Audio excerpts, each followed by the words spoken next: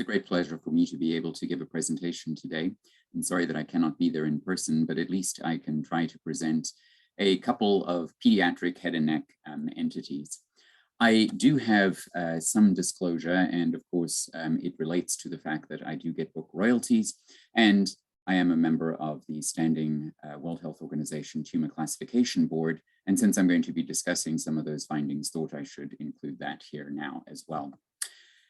If you don't know what the names of things are, the knowledge of them is lost too soon. And so if you think about what happens with the World Health Organization, trying to give correct names to cancers so that we are ready and have a mission in order to be able to defeat them is what our goal is. So over the past several years, the 5th edition has been greatly changed over what happened in the 4th edition, and specifically related to things like a better governance, quality and standards, and of course, the production side as well. So there has been a huge effort to try and include as many different people as possible. You will see that there are nearly 2,500 authors involved in the 5th edition. There is a wide selection characteristic involved in choosing editors and authors. And then, of course, the idea of actually creating a Linnaean principle to create a true hierarchy. In other words, starting from benign lesions, going through those that are borderline or perhaps intermediate, and then going to malignant, and even within malignant, trying to stratify those that are a worse biologic behavior than others. There's also been improvement around the standardization of linking through references, trying to get standardized statistics in global epidemiology, and even something as simple as having every single measurement be millimeters squared rather than using high power fields. As you know, this is going to be something that is now on a much shorter trajectory. In fact, there was 14 years between some of the editions in past, and now we're going to be doing one every 5 years. This is, of course, the first time that the pediatric edition will be included. And so this is a fantastic opportunity. I will say one of the things that's really nice is the idea of a collaboration between multiple other disciplines as well. Involved in creating this system, things like the ICD-9, the UIC and AJCC for staging, the international collaboration on cancer reporting, trying to get a standardized approach across the globe for how things are reported. And then, of course, all of the various societies and organizations supporting academies that have been able to link through to this particular work as well. Because ultimately, what is the goal? To improve patient care and cancer prevention by producing a very definitive and evidence-based classification of all of the tumor types that we see. And so, as you know, the World Health Organization classification has an online system. This is where you can go and actually see the tumor classification presentation. And of course, the pediatric book is in beta form presently. It will be printed later on this year, but due to a paper shortage and some supply chain issues that we cannot go into, it is going to be available. So let me just talk a little bit about the pediatric book and kind of give you a background on what happens with the making of a sausage, if you will. You can tell that this is the overall layout of the book, starting off, of course, first with the hematolymphoid lesions, and you can tell that they divided out by a variety of different specific techniques. There are a whole number of CNS-related tumors, as you can tell, because that also occurs within the pediatric population. Peripheral neuroblastic tumors, eye tumors, things involving the retina and optic nerve, and then, of course, going on down through the soft tissue. And again, there are a lot of soft tissue lesions that one has to address, including those that are developed in the bone as well. So you can see it's a very large group. Germ cell tumors, a much more common pediatric age group as well, so they're presented. Then going on through the renal and male genital system, finally going on to the female genital system, and then on to breast lesions, the digestive system, pancreatic tumors, and even gastrointestinal tumors as well. And then finally endocrine and head and neck related tumor categories before ending with thoracic and skin related lesions. Specifically also, though, this is the first time that the genetic tumor syndrome concept has been introduced, and you can see here that there are a whole host of different syndrome presentations, especially those that may have a specific pediatric presentation. Well, let me show you a little bit about one of the chapters as well, just so you'll understand it a little bit more. Why don't we just talk about pleomorphic adenoma for a moment, just so you can see how it's done. So you will notice with pleomorphic adenoma, 1,500 word limit, 499. So we obviously were very close to it. You can see who all the responsible authors and editors were and who are the people that contributed to it.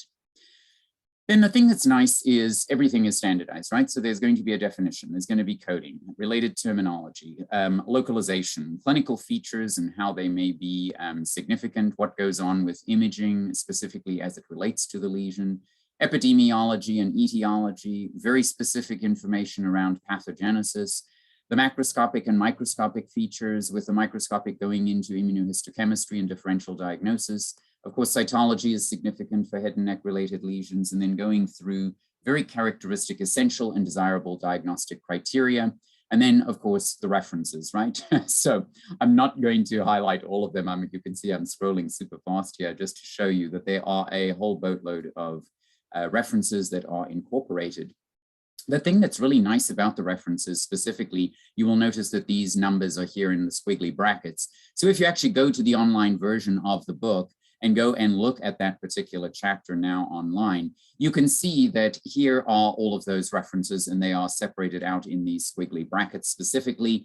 And then if you click on one of them, it will launch you immediately into PubMed, where you're actually able to go and see that particular article and find out about the supporting data that went into the creation of that particular statement. So it's a really fabulous way of being able to keep track of what's going on.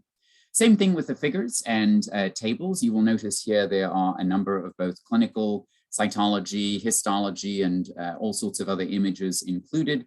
In fact, when you look at them online, you can actually click on them this way and you will see that it takes a few seconds to open because they're actually quite sizable images. You can see from the top here that this is more than 2,000 pixels across, so it's a great image. Now, I think the most fantastic thing about the online version of the book, however, is the fact that there is a virtual slide for almost every single diagnosis. So what this means is that you as a user can go into the exact case that was used for the book and go and see whatever features you like. So this is a case that is considered to be a characteristic representation of pleomorphic adenoma in this particular instance, and you can go up to 40x and see exactly what it is that you should be able to identify in these tumors. So from my view, this is a really fantastic opportunity to be able to see how the book is made. So as far as I'm concerned, BFF actually stands for Best Features Forever. And that is, the books are going to be hosted in an interactive online basis. They are constantly updated over time as new information comes out. They're optimized for both being on a mobile device as well as being on demand. That virtual slide is going to be fantastic. The idea of linking through to PubMed is going to be amazing as well. And then, of course, having the essential and desirable diagnostic features available to you allows you to really make an almost instantaneous assessment of what is it that I need to have available to me right now in order to be able to make the diagnosis.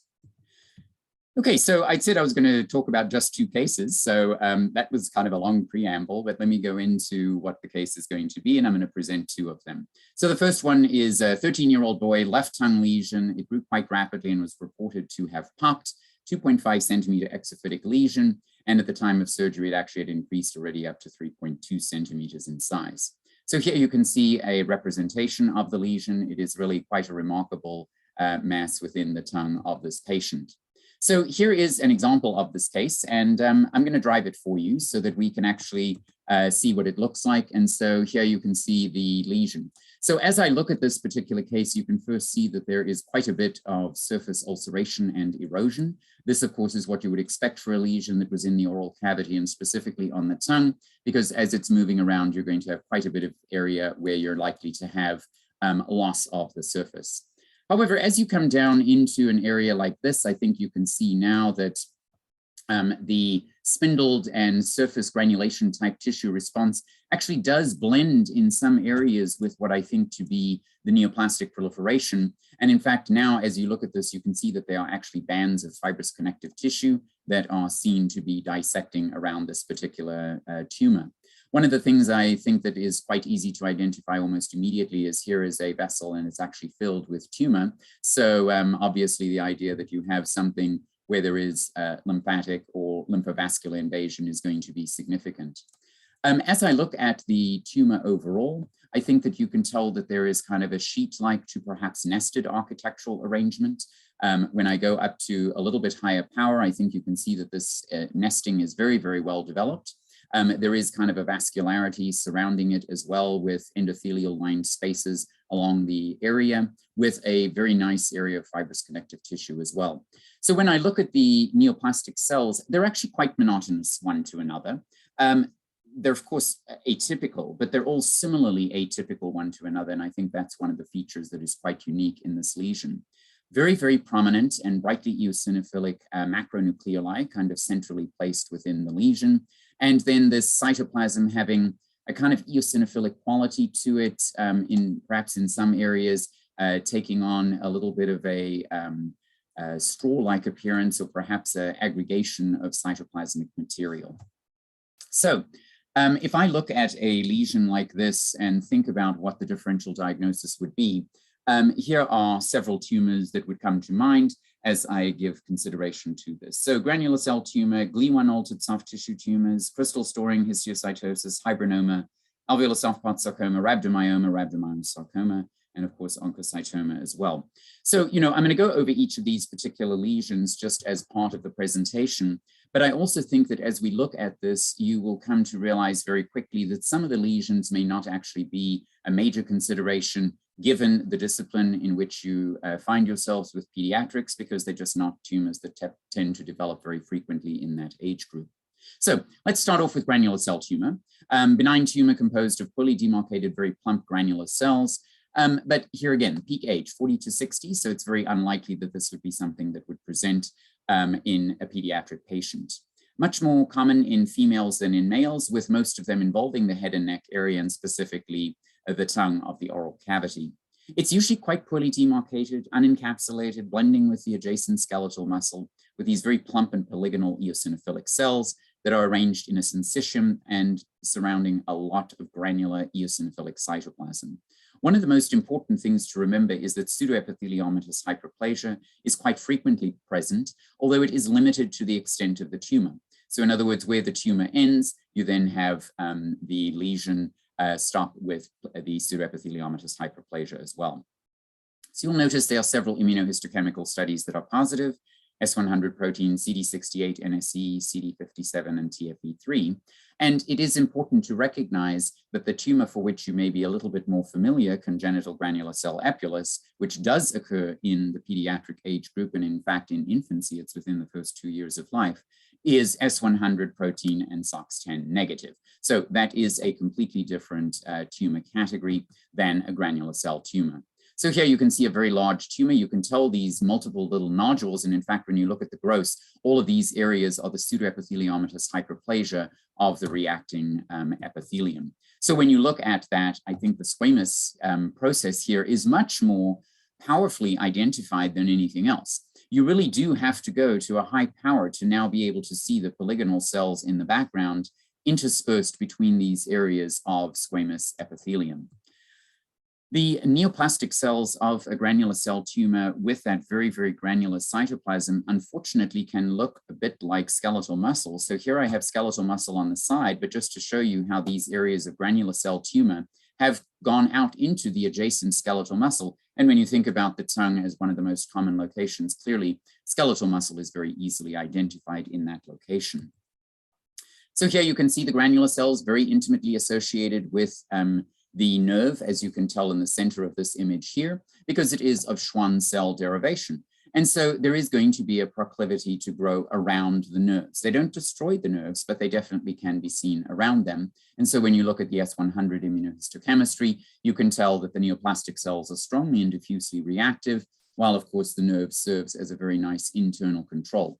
Again, you can see that the tumor is around it rather than necessarily destroying or growing into it, but sometimes that separation, especially with tangential sectioning, may be a little bit more challenging to interpret.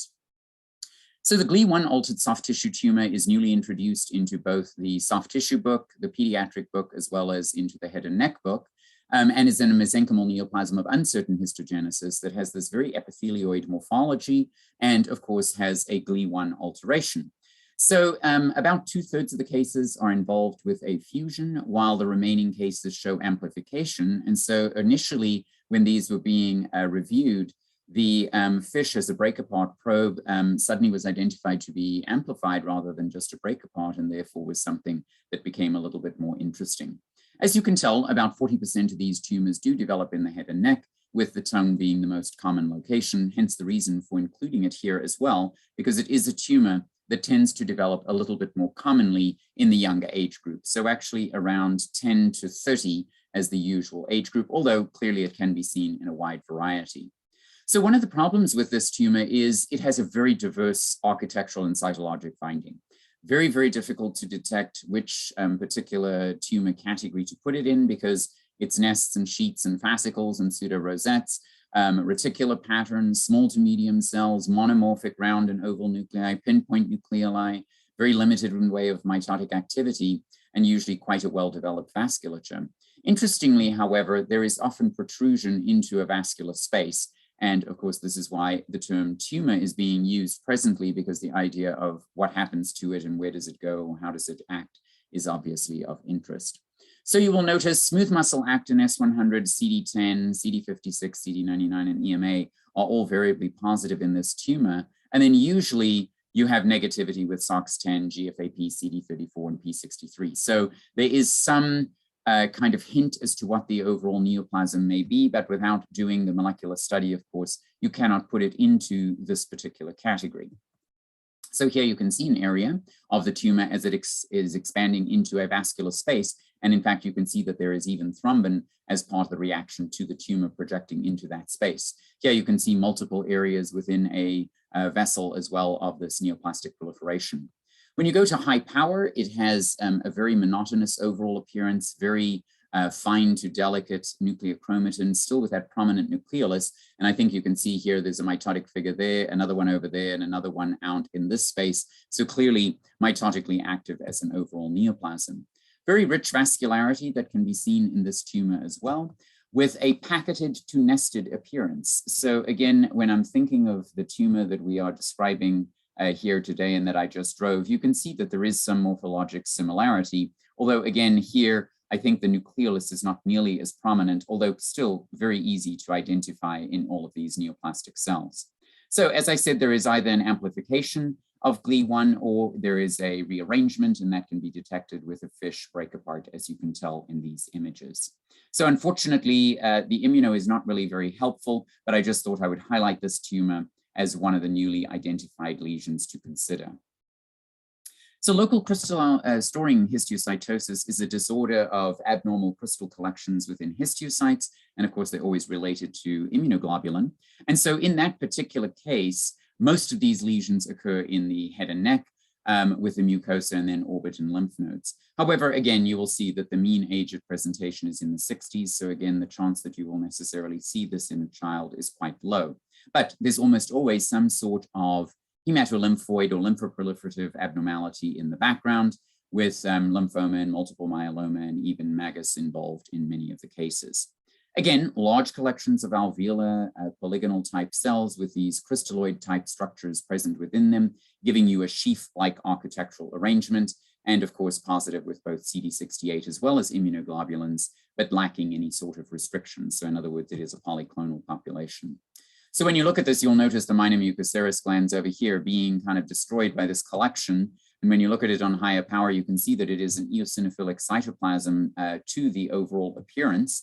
And then when you look on really high power, the crystalline substructure is very easy to see. It becomes almost refractile. So as you focus up and down, you can see that there's kind of a refractile quality to the cytoplasmic processes. Now, this is an oil, which is why it doesn't necessarily project super well, but I think you can see these very nice sheaths of cytoplasmic crystal structures that are present. CD68 is positive with these lesions, and of course you get a polyclonal population with either kappa or lambda. And then if you did electron microscopy, which Dr. Leon Barnes had done on several of his cases, you can see these very, very nice abnormal immunoglobulins in the cytoplasm that give you this crystalline structure. So at least something for you guys to think about as you look at the polygonal group. So the same thing with hibernoma. You know, this is a benign neoplasm of vestigial brown fat that occurs again in young adults, not necessarily in pediatric patients, but certainly in the late teens and early 20s, maybe even going into the 30s with a slight male predominance. The vast majority occur in the head and neck, but usually they're in the shoulders, neck and scapular area rather than necessarily being in the mucosal locations. As you know, there are 4 different histologic subtypes that are recognized, with the lobular one being probably the most well recognized, giving you this multivaculated fat cell type appearance, while the myxoid, lipoma-like, and spindle cell subtypes or variants are also recognized. Again, because it is fat, it's going to be S100 protein positive with some CD31 membranous reactivity. So here you will notice a very, very fatty overall appearance to this tumor. I mean, it does look like fat because a hybrinoma is, of course, vestigial fat. But then when you look on higher power, I think you can see that there is really a very, very microvesicular overall appearance to it. Kind of a mosaic appearance is what I always think of when I look at this tumor, alternating light and dark areas between the neoplastic cells. And here, just on higher power, to accentuate the fact that there is this very microvesicular appearance to it with all of these microglobules or microvaculated appearance to the cytoplasm of a hybrinoma. So at least you've seen now a good hybrinoma. And I think all of you, when you do pediatric related cases and fat is submitted, can see vestigial brown fat. And this is, of course, a tumor of brown fat. Now, the adult rhabdomyoma category is another one that forms this kind of very alveolar architectural arrangement, and it is a benign tumor of skeletal muscle differentiation. As you know, they're separated into cardiac and non-cardiac, and then in the non-cardiac type, fetal, adult, and genital types. And of course, I'm not going to talk about the fetal type because that doesn't really fit into this polygonal large cell or alveolar architectural pattern, but just know that there are differences in how these tumors grow. So again, the adult rhabdomyoma is occurring in the adult population, usually in the 6th decade, and much more commonly in males than in females. So again, the chance that you would necessarily see one is not quite as high.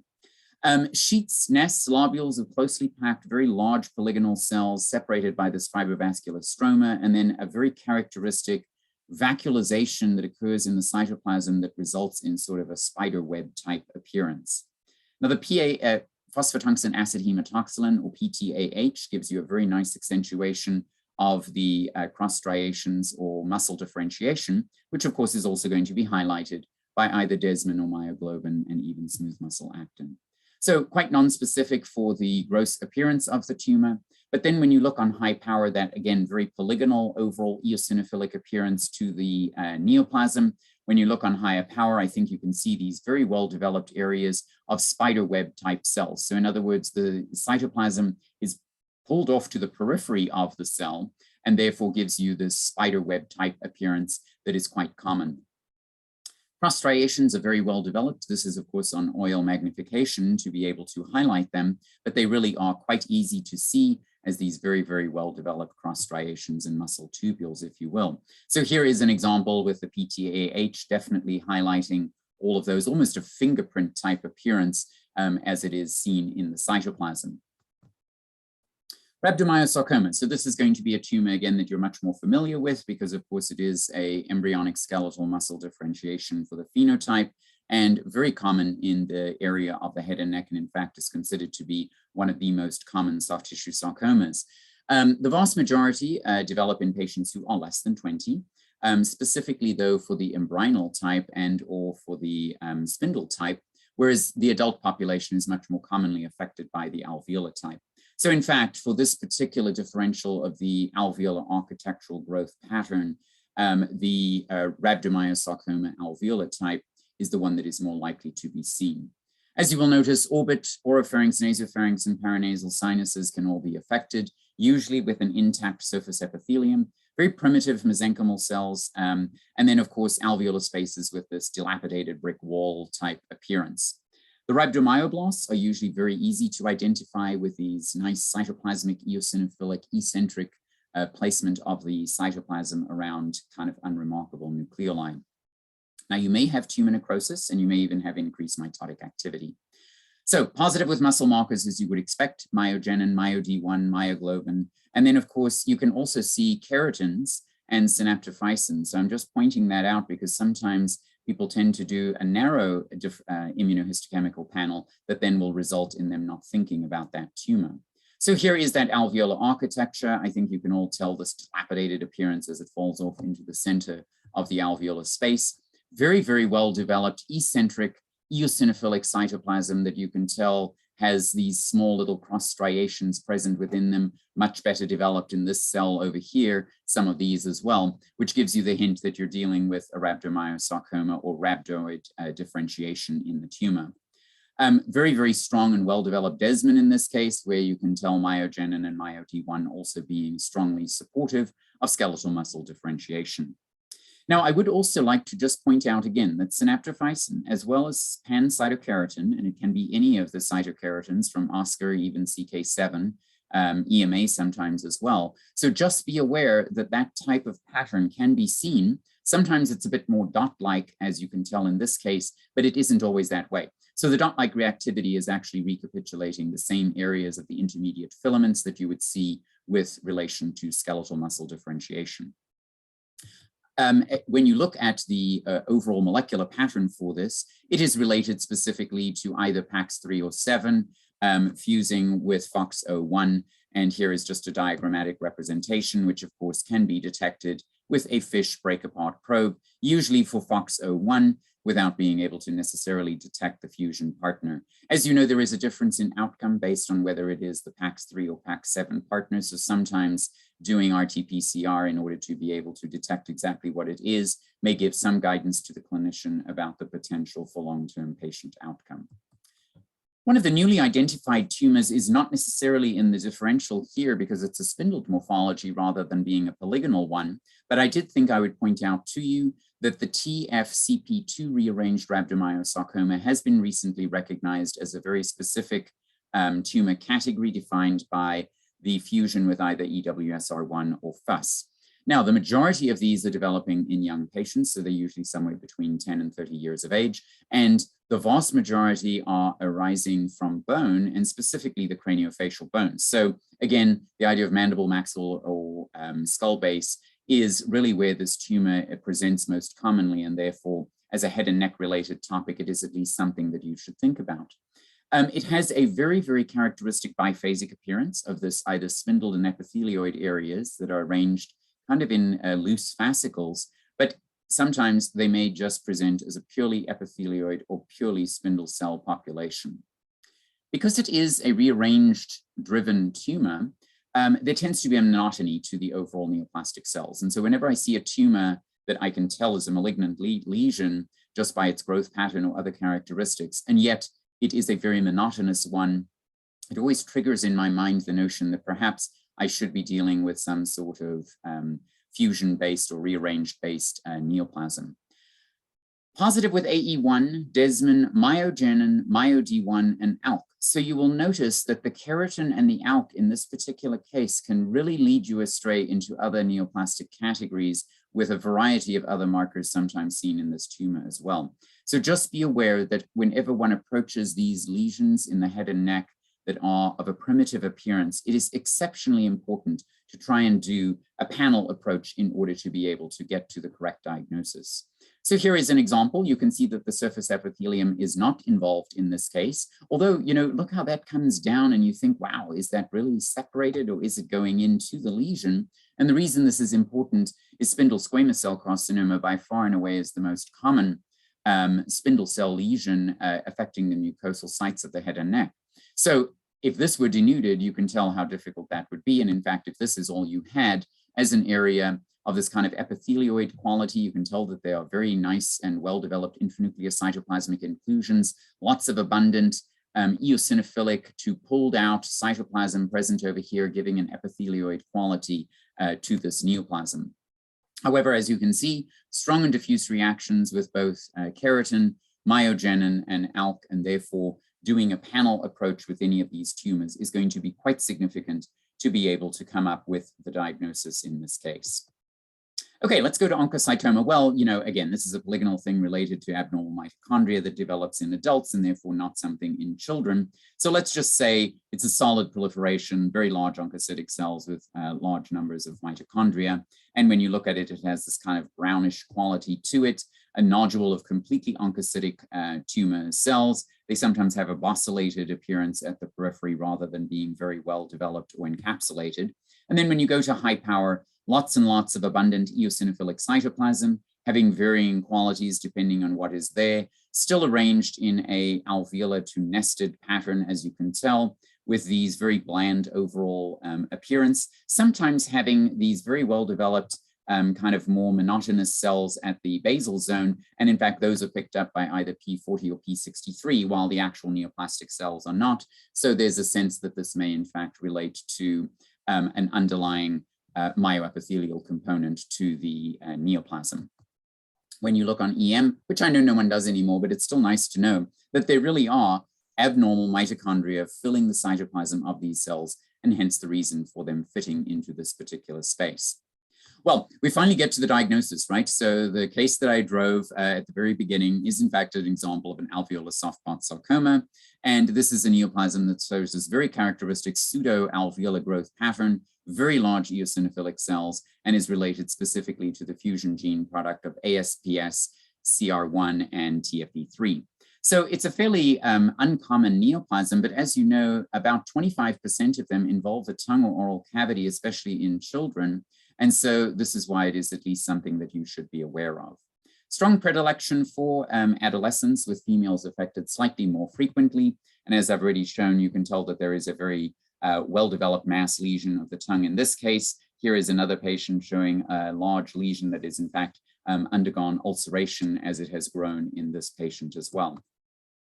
Usually the overlying surface epithelium is uninvolved. Vascular invasion is almost uniformly present, but interestingly is not really associated with distant metastasis or a worse prognosis. So it helps you to define malignancy, but isn't necessarily defining of prognosis. Usually a multinodular growth, lots and lots of organoid to nested, compacted cord, solid architecture, with a slight difference of a more solid appearance in infants, a little bit more organoid when it occurs in young children, creating kind of this pseudo-alveolar pattern as it sloughs off into the center while still being attached to the fibrovascular septum. Very, very large polygonal cells, usually prominent monotonous nucleoli, and generally not much in the way of nuclear pleomorphism, with a very limited number of mitoses. So here you can see such an example of that alveolar nested architecture separated by these bands of fibrous connective tissue. Growth out here you can see with multiple nodules as it expands into the adjacent skeletal muscle of the tongue. Vascular invasion, lymphatic invasion, usually very easy to identify no matter what. The bands of fibrous connective tissue do dissect between the tumor lobules and in fact create some of the nested architecture for this tumor, where when you look on higher power, I think you can see that there is still a vague nested pattern to each of these areas where there is a very delicate fibrovascular stroma surrounding it. Sometimes the area will become centrally dilapidated, and when that occurs, you get this kind of degenerated phenomenon as they fall off into the center. And when they do that, sometimes you'll even see that they have kind of the cytoplasmic eosinophilic quality with a little bit of striation present within it. So here is the final high power just to show you the very, very prominent macronucleoli. They're very, very easy to identify and in fact are one of the tip-offs to the underlying tumor. So when I think about what I do for these tumors, PAS is of course positive in identifying that cytoplasmic crystalline material. Jackstraw is sometimes the name given to it. But then you will notice NSE is positive, Desmond may be positive, and then the nuclear reaction with TFE3, which is sort of one of the most helpful findings for it. But you will then see that there are a whole bunch of different markers that are negative, including Vimentin. So I will say this is the one time when I find that Vimentin may be of value in interpretation. Here you can see a very nice PAS highlighting those jackstraw-like crystals present in the cytoplasm of the neoplastic cell. The MyoD1 is not nuclear, right? So that's what we usually expect to see, but here you will notice it is a cytoplasmic reactivity, the NSE giving you another cytoplasmic reactivity, Vimentin not reacting at all in the neoplastic cells, but certainly is going to be positive in the surrounding and supporting vascular structures that are there as part of the fibrovascular stroma. And then finally, TFE3, strongly positive in the nucleus of these neoplastic cells only.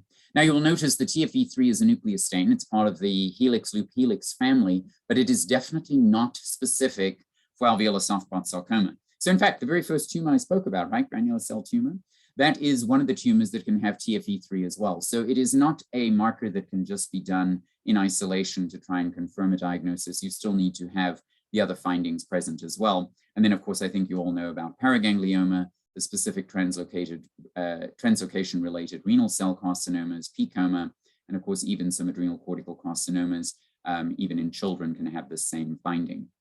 So sometimes it is important to do the specific RT-PCR to demonstrate the fusion, because as you know, they can now be managed with either VEGFR or c-Met pathway molecular targeted therapies for these patients. So it is interesting that it's a very slow growing and indolent pattern, although still metastatic disease develops in a fairly high percentage of patients, and the Mets will increase with age. So if the person presents at age 25, they're much more likely to have metastatic disease than a patient who presents at age 12. And when they do develop metastatic disease, of course, the overall survival will begin to decrease. But as you can see, generally in the pediatric population, the 5-year survival is in the 80 to 85% range, although with time, it begins to decrease. So I'm going to show a picture here before we transition of myself and my wife with Charro. I'm sure that none of you know who she is, and you may say, what the devil does she have to do with alveolar soft spot sarcoma? Well, you know, I always try to make some sort of mnemonic about how to remember the differential diagnoses for these large polygonal and alveolar type growth pattern. So if you take the first letters of all of these and rearrange it, it would be a Grammy for Charro. And as you know, she actually does have a Grammy for playing the guitar. So you never know what other people are doing, even though everyone remembers her only for her coochie, coochie, coochie, but we'll just let that go for the moment. Okay, let's do case number 2. A 15-year-old female presented with a right maxillary sinus pain, identified actually during dental imaging with opacification of the sinus. So here you can tell a very sizable lesion filling into the sinus. This is the case. Let's go and drive it here for a second, and I'll pull that case up. And here you can see multiple fragments of tissue, right? I think the first thing that is very obvious, no matter what, is there is a lot of calcification and bone present within this lesion. So as I drive a little bit here, I think it's quite nice to see that there are a boatload of these kind of small psammomatous type bodies or psammoma bodies present within it. There is a kind of small area of eosinophilic, almost collagen that surrounds several of these little islands of the calcification before it blends into the adjacent tissue. And that stroma is quite cellular. As I look at this particular stroma, it's spindled. It's kind of monotonous. It's not particularly atypical, but it's definitely a very cellular component in the background. And of course, that's the question, is that part of the lesion or not? Looking around to see if there is actually anything more that may be abnormal with the bone. And you can see that these bony spicules do have slight cracking out artifact because they're above the plane of focus, but there isn't as if there is neoplastic bone present, because of course that is one of the considerations that you have to think about when looking at these particular tumors. So again, the differential diagnosis for something like this, for me at least, would include meningioma, psammomatous ossifying fibroma, and then osteoma, osteoblastoma, and osteosarcoma, with fibrous dysplasia, of course, thrown in for good measure as well. So let's talk about these. First thing is meningioma. So, you know, again, this is a tumor that is located usually ectopically within the nasal cavity and sinonasal tract, but of course it can occur anywhere within the upper aerodigestive tract, specifically where the lining of the nerve sheaths as they come out of the foramina in the skull base can pull the meningothelial cells with them. It is quite uncommon to have this particular tumor. It is usually in the middle decades of life. So again, the chance that you would see it is quite unlikely, but it does present as a mass lesion that requires some sort of surgical intervention. As you notice here, you can see that there is a meningothelial pattern, most commonly with a whorled architecture, usually having some sort of psammoma body present within it. And as you can tell, there are a number of different subtypes. So the transitional psammomatous and metaplastic are the most frequently seen in these ectopic foci. Bland epithelioid cells, nuclear inclusions are often seen in a very bland overall nuclear quality. So as you know, they are positive with EMA and CAM 5.2, specifically in some of the neoplastic cells. It's usually not a very prominent reaction. And then of course, the somatostatin receptor 2A has been identified recently as being positive in these tumors as well. Some of them are related to ACT1 as a mutated location, while 22q deletions are also seen. So, you know, if you look at this on low power, very similar to what I just drove, it looks quite similar, right? There are lots and lots of Psammoma bodies present within this. Very frequently, you will have bone present within it, because if it's growing out from the skull base, it's going to have to get through the bone. And then you can see all of these neoplastic islands immediately adjacent to the epithelium of the region. However, if you just look at bone interstices, you will see these areas of meningothelial cells as they are meandering through it. So they don't really destroy the bone, but they certainly remodel it. In other words, they come through the bone quite easily in order to be able to get into the ectopic location. Sometimes they have a much more fibrous quality. And so an area like this, I think, would be much more challenging to interpret as a meningioma rather than some sort of fibrous reaction. The Psammoma bodies, when they're present, are definitely quite curled, as you can see here, very laminated in their overall architecture, and of course, create a very nice visual appearance. Of course, when you look at the background neoplastic cells, you will see that they are numerous internuclear cytoplasmic inclusions. Sometimes they're fake. In other words, it's related to the processing rather than being a genuine inclusion of cytoplasm, but still, it is usually a feature that is quite easy to see. The EMA is quite strong in this area, but just recognize that it is not always this strongly reactive. Here is an example associated with a pre-Psammoma body with a CK pan, whereas the rest of the native epithelium that is not associated with the meningioma is not being highlighted. And then recently, the somatostatin receptors have been identified. And in fact, if you think about the imaging with the dodecate as one of the molecular targeted approaches to doing imaging, it really beautifully highlights them, especially when they have a very thin or unplucked type appearance radiographically. So while it is useful to see histologically, it actually initially is much more useful on the imaging of these patients. So let me just talk about benign fibro-osseous lesions for a moment, and that is, you really do need to have radiology. You know, if you don't have the radiology, it's very, very treacherous to give a diagnosis of one of these benign fibro-osseous lesions of the head and neck. Sometimes you may just say benign fibro-osseous lesion and leave it at that and give a variety of different differentials, because otherwise it is possible that you're not going to get to the right diagnosis. Because, you know, we always think about what's going on and what should I do? Well, you know, we always think about the textbook versus real life. So, you know, here is an example of the textbook with a parent taking care of their fantastic child. Whereas I think in reality, this is a little bit more likely what is going on with each of us as we approach these cases in our day-to-day practice. So when you think about what happened with the new World Health Organization classification, you can see that it went from 40 diagnoses in 2005 to more than 55 diagnoses now.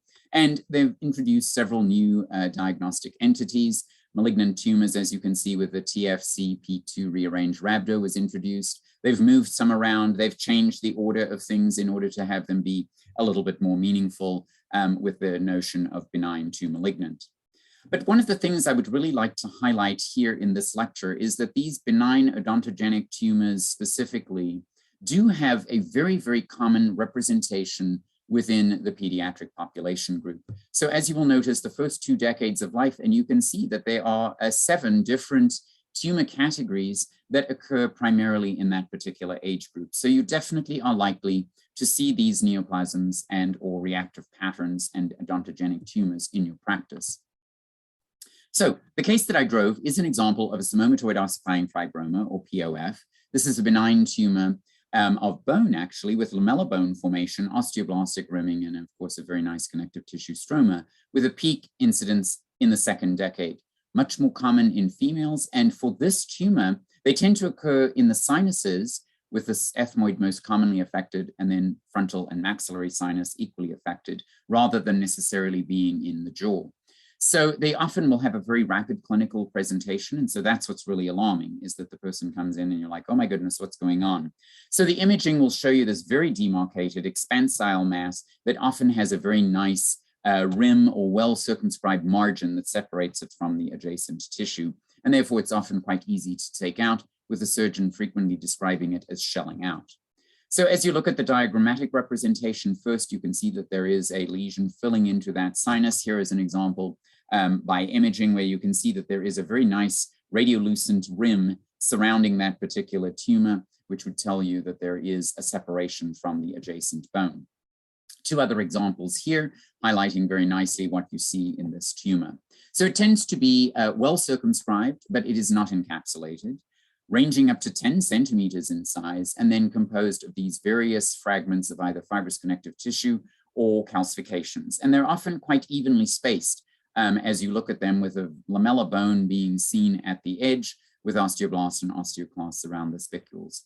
Now, quite frequently, there will be a very nice area of collagen that deposits around these calcified structures, whether they are cementicles, because it's cementum, versus bone as ossicles, is a little bit debatable and is not so significant to be able to separate. So here you can tell a very nice line of demarcation from the adjacent tissue, and then these large spicules of bone. This happens to be the trabecular ossifying fibroma versus the Psammomatoid. Here is an example of the Psammomatoid, because they tend to be much more granular and they break down much more easily because it's not much in the way of bone associated with it. Then when you go to high power, there's very cellular collagenized stroma in the background, separating between these nice ossicles. And as you can tell, the ossicles do have an eosinophilic basement membrane type material around many of them that is different from what you see in meningioma, and one of the things that is able to separate between the two tumors. Again, the stroma can be quite cellular, and it is something to at least look at and make sure that there is nothing else going on with it. Sometimes you will see mitotic figures, but generally there's obviously no tumor necrosis, no atypical mitoses are seen in this proliferation. Now, I'm going to show this particular illustration for a moment. It's actually a sonar. This is done as an example of a weather sonar, and this is very near my home. And this was in the middle of the summer, and they said there is flash flooding going on in Hesperia based on all of this rain. And of course, the people who lived in Hesperia is like, there's no rain. And the reason for this is people indoors are relying on what the sonar is telling them. And yet, if you just went outside, you would see that it was just this complete and utter storm of nothing more than millions of ladybugs. So here, the news media was getting it completely wrong because they didn't look at the radiology. So here I'm starting the radiology for this particular case first, just as an example of how important it is for you to look at the radiology. Unfortunately, with jaw and mid-facial bone evaluation, quite frequently the radiologist will say no neoplasm or fracture identified. And yet they don't actually tell you what else is going on. So in this example, I think you can see that there is a very, very nice area of kind of a ground glass appearance that doesn't respect any of the bony interstices. It's just going throughout. Same thing with another lesion over here where it's just a completely expanded overall space. The reason for this is fibrous dysplasia, right? So this is a genetic abnormality based on bone growth where the bone is replaced by abnormal bone, divided out into three major types: monoastotic, polyostotic, of course, the polyostotic always affecting craniofacial bones, and the craniofacial type where there are multiple adjacent craniofacial bones affected. So as you may know, this is of course related specifically to the McEwen-Albright syndrome, and in that case, specifically as it is with a GNAS gene missense mutation. Most of these patients present within the first 2 decades of life, equal sex distribution, and of course the maxilla is the most commonly affected bone. So when you look at the imaging, it's kind of this merging or indistinct border that is the most helpful finding and able to separate it from some of the other lesions, because histologically you may not necessarily see the difference. But here you can tell that the teeth are being displaced by this process, and it is kind of destroying, expanding out into the bone, not respecting any of the adjacent suture lines. So it creates an artificial shape. The reason I say this is if they do a trephination type procedure where they do a core needle biopsy, it actually just is completely maintained by that. It doesn't break apart like you saw with the ossifying fibroma. It is maintained because it is a very different collagenous and fibrous connective tissue background stroma for these lesions. As you all know, the bony trabeculi merge with the adjacent bone because there isn't a line of demarcation, and quite frequently will be referred to as either an alphabet soup type appearance or a Chinese character type appearance with little to no osteoblastic activity. So here you can see an alphabet soup of overall characters. Again, the background stroma can be quite cellular, and so the separation of this lesion from a Psammomatoid ossifying fibroma, you can tell may be a little bit challenging unless you add in the imaging findings in order to make the separation. So the next lesion I'm going to discuss, I thought it would be nice just to show you that they have been around for a while. This is actually a mummy taken from the Ethnography Museum. And they did x-rays of this, and here you can see a lesion in the skull base, and here it is recreated for you. And this is an example of an osteoma. So osteomas have been around for a long time. Here it is in an ear of a patient where you can see the area of bone formation. In fact, when it occurs in the ear, it's related to cold water temperature being one of the instigating factors. So people who swim in cold water are more likely to have it. But it is associated with CTNNB1 as a mutation within the head and neck spaces. So here you can see another fossilized variant in the external auditory canal. This is taken from a museum down in Brazil. So just be aware that osteomas have been around for a long time and haven't changed at all. Osteoblastoma. So, this is a bone-forming neoplasm producing woven bone with very prominent osteoblasts. And of course, again, the first 2 decades of life is when you're most likely to see this particular tumor, with a predilection for the posterior mandible when it occurs within the head and neck space. Now, the patients will have pain, but it is not responsive to aspirin. So this is how you're able to separate it from an osteoma.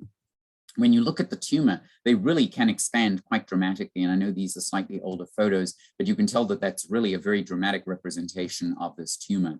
Here you will notice it expanding out into the adjacent bone and destroying the teeth, pushing them aside. And here, when you look at it, you can tell that it has this very granular type overall appearance.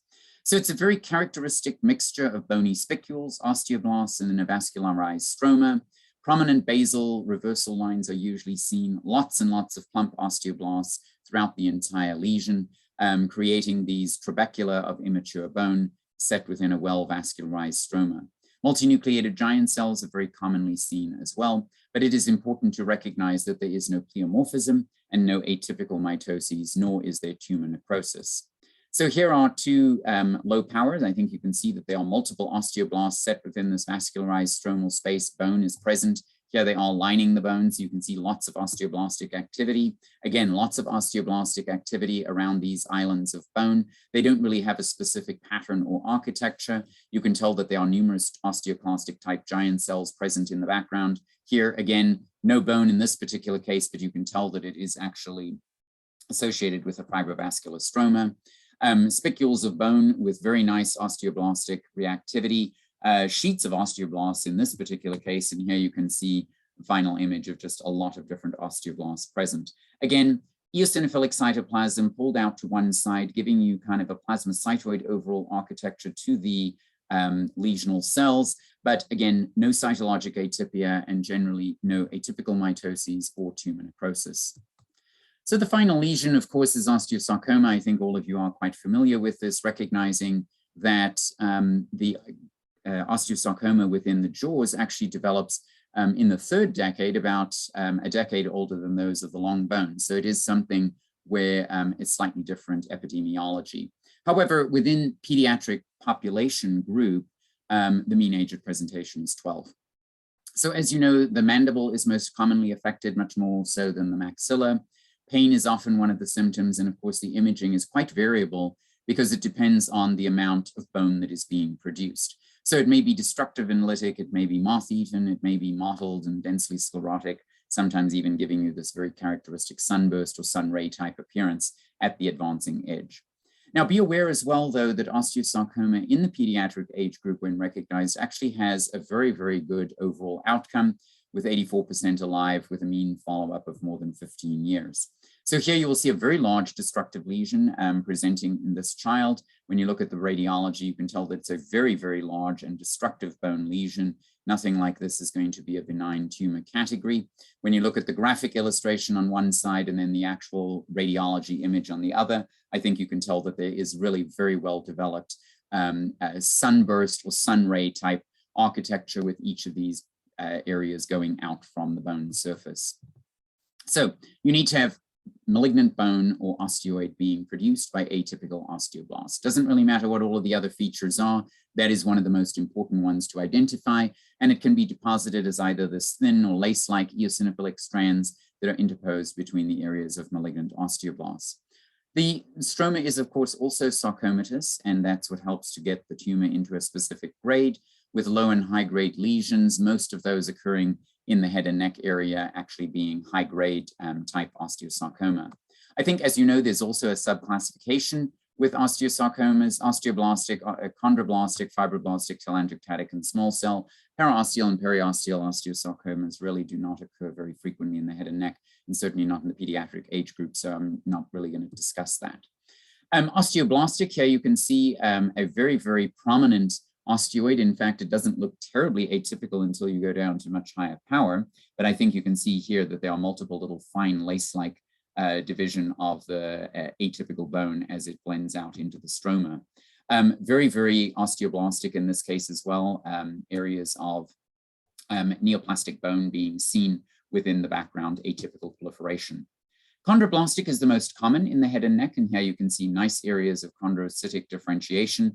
In fact, the cartilage, if that's all you see, may actually be interpreted to be a chondrosarcoma until you actually have the entire lesion. But just be aware, chondrosarcoma is very, very uncommon in the head and neck space.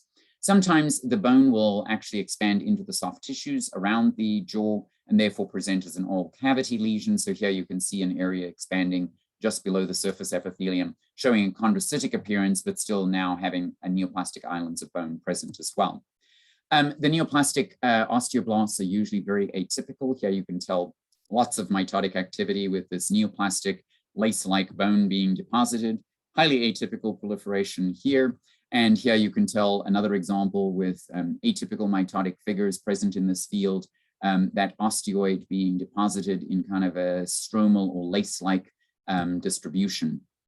The fibroblastic type, much less common in pediatrics, as well as the telangiectatic type, but just so you know that those two patterns can be seen. And of course, the small cell type is the differential here for the lesion that I have been discussing at this lecture. So let me just end with talking about osteosarcomas in the head and neck and saying how fun it is to recognize opportunities given to people. So the first author of this, Dr. Goddard, was actually a high school student when he worked with me at the AFIP for a couple of months. And I just got in touch with him recently, and he is now the Asian Pacific Islander of America scholar and works with that particular group in a very meaningful fashion. So it was nice to reconnect with someone that I hadn't spoken to in nearly 20 years. So it just tells you that we are all in the same boat at any given time. So what's the differential here? Well, oh goodness, you know, to try and come up with a mnemonic for everything is not always so easy. But here, if you just look at it and look at the last few letters, you can say my poof, and that is actually the end of my presentation. So poof, it's over. And I hope that you will be able to use that as you approach these lesions of the head and neck. If you have any questions, I'll be more than happy to take them and appreciate you giving me this opportunity today. Have a great day.